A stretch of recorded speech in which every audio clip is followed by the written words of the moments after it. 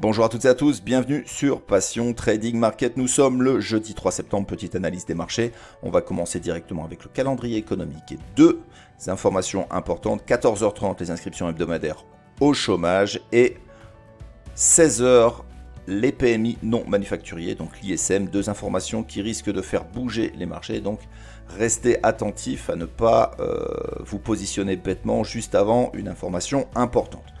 Concernant l'actualité elle est simple, on continue de pousser au nord. Depuis lundi, on a battu des records, ça monte très fort, donc on est complètement décorrélé évidemment des marchés, mais ça pousse, donc il faut respecter ça, respecter le marché. On ne se met pas en face parce qu'il n'y a personne en face.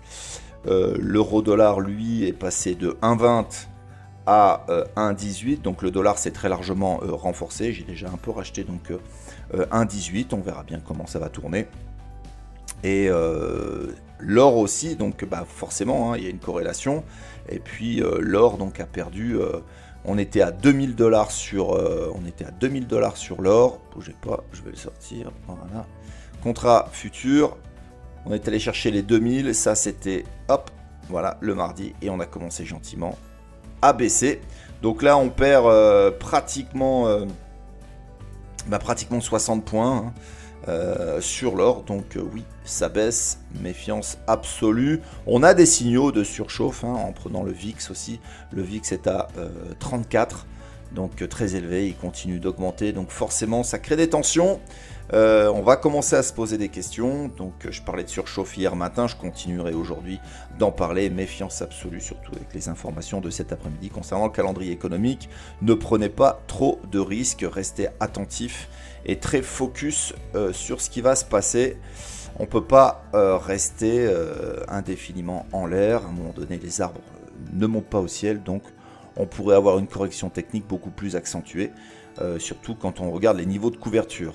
On va regarder maintenant en détail le Dow Jones, le Nasdaq, on va regarder le DAX et le CAC 40. Voilà, donc c'est les 4 actifs que j'aime trader. On commence avec le Dow Jones. Le Dow Jones, voilà, comme je vous disais, à partir de mardi, on a corrigé lundi. On a eu une correction lundi, on est passé en dessous des 28 500, on est venu faire un appui sur 28 300, on n'a pas cassé cette ligne des 28 300, résistance qui est devenue support. On a rejoint dans un premier temps les 28 500, on aurait pu avoir une petite baisse, on aurait pu se faire piéger ici, vous voyez, en faisant ce double top, on vient faire un double top, on repart, oui c'était une possibilité, mais non, on reste acheteur du marché car le marché est beaucoup trop fort. On ne se met pas en face, on a cassé et là c'est parti très fort. Et on est allé chercher les 29 000 points. On est en train de camper gentiment au-dessus des 29 000 points. Tant que les 29 000 points tiendront, on reste acheteur. Pas de signal de vente et interdiction de vendre ce marché. Pour le Dow Jones, c'est à peu près tout concernant le Nasdaq. Toujours des reculs techniques beaucoup plus importants sur le Nasdaq. Ça va très très vite, très très fort. Et ça remonte tout aussi vite. Donc on est venu chercher les 12 200 points en appui. On est reparti au nord. Ça a pris pas mal de temps quand même pour remonter. Ça a remonté gentiment. Et ensuite, là on est passé au-dessus des 12 400 et on recasse de nouveau les 12 400 points. Donc toujours une méfiance sur le Nasdaq. Pour le moment, le Nasdaq corrige très légèrement, on passe en dessous, bien évidemment on reste acheteur du Nasdaq, on ne se met pas en face du Nasdaq, il est tellement puissant. Regardez, j'adore ce graphique, je vous le montre assez régulièrement, mais c'est le cas, regardez depuis 2002, 2003, décembre 2002, 2020. Alors si vous voulez vendre ce marché, encore une fois, faites-le. Amusez-vous à le faire. Moi, pas question de vendre le Nasdaq. Toujours chercher des appuis pour rentrer sur le marché. C'était le cas hier sur 12 200 points. Je ne suis pas rentré tout de suite, évidemment. J'ai attendu une confirmation pour rentrer. Mais en tout cas, ça a été très agréable à travailler. Concernant le CAC 40, le CAC, lui, toujours son juge de paix, les 5000 points.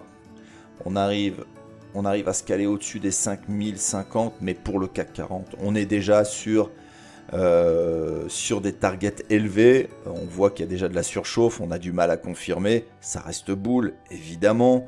Mais je vais quand même bien observer le CAC 40 pour pouvoir me positionner. Pas facile sur ces niveaux de prix concernant le CAC. On va regarder, on va attendre l'open, on va voir un peu comment ça va se passer. Mais c'est vrai que je suis pas fan pour l'instant, je vais pas me précipiter. Pourquoi ? Parce que on a des zones de short potentiel beaucoup plus intéressantes ici, avec des risques très allégés autour des 5100 points. Ensuite, évidemment, quand on grossit, on a les 5150, 5200. Ça, c'est les plus hauts. Hein. Donc, on a la zone numéro 1, zone numéro 2, zone numéro 3 potentielle. Pour l'instant, vu ce qui se passe actuellement, les fondamentaux devraient gentiment commencer à rattraper les marchés. Pour l'instant, c'est irréel, il se passe des choses de dingue. On est en train de pricer une reprise économique qui n'a pas encore eu lieu, ça redémarre gentiment, mais voilà. Les marchés price ça, d'accord, pas de problème, on ne se met pas en face, mais rien n'est gagné.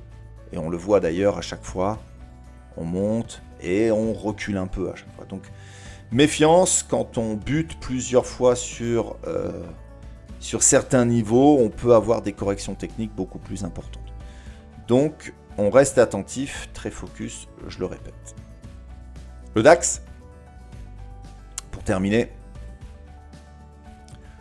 on va se mettre en 15, hop. Les 13 000 points, on est passé en dessous, je disais, c'était quand mardi je crois, mardi je disais, on glisse sous les 13 000, c'est pas bon, tout compte fait, ben voilà, le marché, on a eu 2 jambes de hausse ici, hop, c'était réglé, on est passé au-dessus, terminé. Tout ça, ça s'est fait en une journée. Hop, on est monté mercredi. On est passé au-dessus, on a confirmé. Les 13 000 sont devenus support. Nouvelle jambe de hausse puissante, ultra puissante. Et maintenant, on est en train de camper au-dessus des 13 300 points. Et on est en train de lorgner sur les 13 005. Donc, 13 300 confirmé. Il faut rester au-dessus. 13 500 points. Donc, comme cible. Voilà, c'est à peu près tout. Donc, comme d'habitude, on prend les mêmes et on recommence. Toujours privilégier donc des achats sur appui. Donc les appuis, il faut bien les déterminer, bien les cibler et surtout de la patience. Il n'y a que ça qui va vous faire gagner. Ne pas se précipiter sur un mouvement ou sur une bougie qui s'allume que vous considérez comme potentiellement bonne. Attendez des confirmations pour pouvoir rentrer. C'est super important. Attendez des volumes importants, attendez de la vitesse. Ne rentrez pas n'importe comment sur les marchés. C'est à peu près tout pour aujourd'hui. N'hésitez pas à vous abonner à la chaîne. On se dit donc à ce soir pour une analyse pas détaillée, mais une analyse des résultats de la journée, voir ce que les marchés ont fait. En attendant, portez-vous bien et puis soyez prudents. Ça risque d'être agité. N'oubliez pas le calendrier économique. Notez-le bien, 14h30, inscription hebdomadaire au chômage.